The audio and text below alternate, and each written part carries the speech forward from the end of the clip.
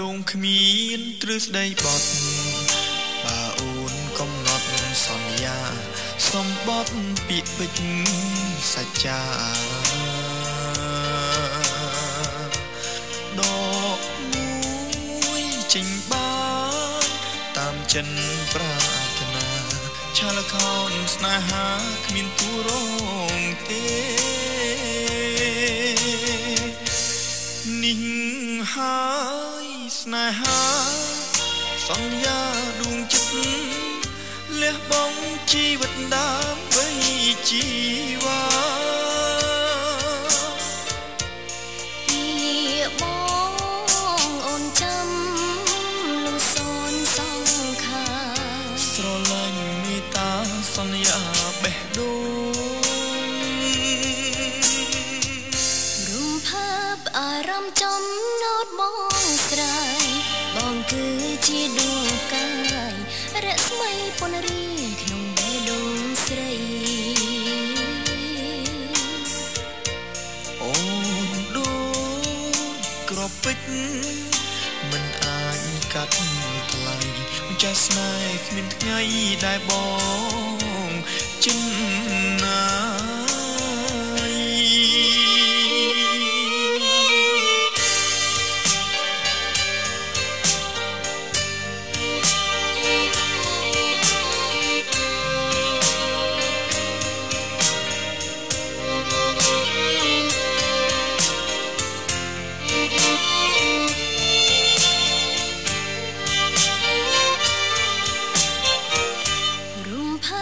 អារម្មណ៍ចំណោតបងស្រាយ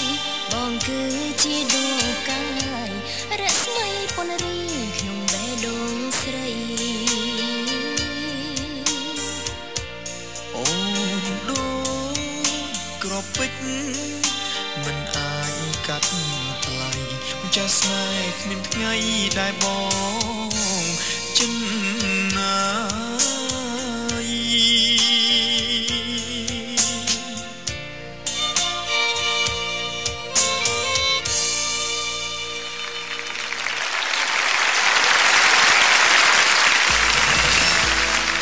បាទសូមអរគុណនៅការបកស្រាយរវាងបងអូនទាំងពីរបាទយល់យ៉ាងណាដែរលោកគ្រូមេងសភេវ៉ាន់ចំពោះទឹកដមសំនៀងរបស់ពួកគាត់